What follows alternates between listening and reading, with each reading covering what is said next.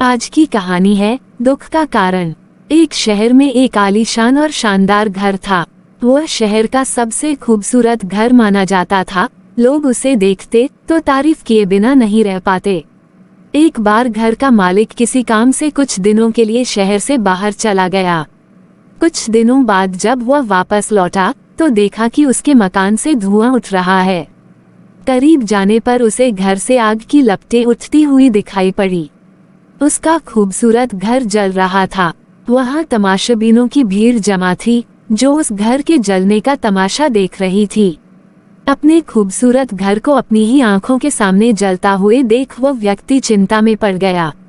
उसे समझ नहीं आ रहा था कि अब क्या करे, कैसे अपने घर को जलने से बचाए। वो लोगों से मदद की गुहार लगाने लगा कि वे किसी भी तरह उसके घर को जलने से बचा लें।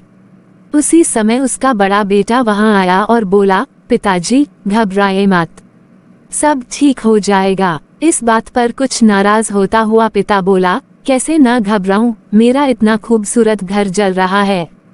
बेटे ने उत्तर दिया, पिताजी माफ कीजिएगा, एक बात मैं आपको अब तक बता नहीं पाया था। कुछ दिनों पहले मुझे इस घर के लिए एक बहुत बढ़िया खरीदार मिला था। उसने मेरे सामने मकान की कीमत की 3 गुनी रकम का प्रस्ताव रखा। सौदा इतना अच्छा था कि मैं इनकार नहीं कर पाया और मैंने आपको बिना बताए सौदा तय कर लिया। ये सुनकर पिता की जान में जान आई। उसने राहत की सांस ली और आराम से यूं खड़ा हो गया जैसे सब कुछ ठीक हो गया हो। अब वो भी अन्य लोगों की तरह तमाशबीन बनकर उस घर को जलते हुए देखने लगा। तभी उसका दूसरा बेटा आया और बोला, पिताजी हमारा घर जल रहा है और आप हैं कि बड़े आराम से यहाँ खड़े होकर इसे जलता हुआ देख रहे हैं, आप कुछ करते क्यों नहीं? बेटा चिंता की बात नहीं है, तुम्हारे बड़े भाई ने ये घर बहुत अच्छे दाम पर बेच दिया है। अब ये हमारा नहीं रहा, इसलिए अब कोई फर्क नहीं पड़ता। पिता बोला, पिताजी भैया ने सौदा तो कर दिया था लेकिन अब तक सौदा पक्का नहीं हुआ है, अभी हमें पैसे भी नहीं मिले हैं। अब बताइए इस जलते हुए घर के लिए कौन पैसे देगा? ये सुनकर पिता फिर से चिंतित हो गया और सोचने लगा कि कैसे आग की लपटों पर काबू पाया जाए। वो फिर से पास खड़े लोगों से मदद की गुहार लगाने लगा। तभी उसका तीसरा बेटा आया और बोला, पिताजी घबराने की सच में कोई बात नहीं है, मैं अभी उस आदमी से मिलकर आ रहा हूँ जिससे बड़े भाई ने मकान का सौदा किया था। उसने कहा है कि मैं अपनी जुबान का पक्का हूँ। मेरे आदर्श कहते हैं कि चाहे जो भी हो जाए अपनी जुबान पर कायम रहना चाहिए, इसलिए अब जो हो जाए, जबान दी है तो घर जरूर लूंगा और उसके पैसे भी दूंगा। पिता फिर से चिंता मुक्त हो गया और घर को जलते हुए देखने लगा।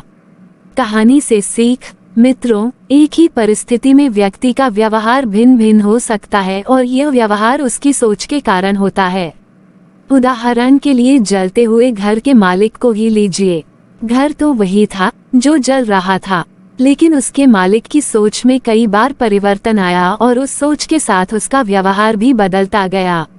असल में जब हम किसी चीज से जुड़ जाते हैं तो उसके छिन जाने पर या दूर जाने पर हमें दुख होता है, लेकिन यदि हम किसी चीज को खुद से अलग कर देखते हैं तो एक अलग सी आजादी महसूस करते हैं और दुख हमें छूता तक नहीं है।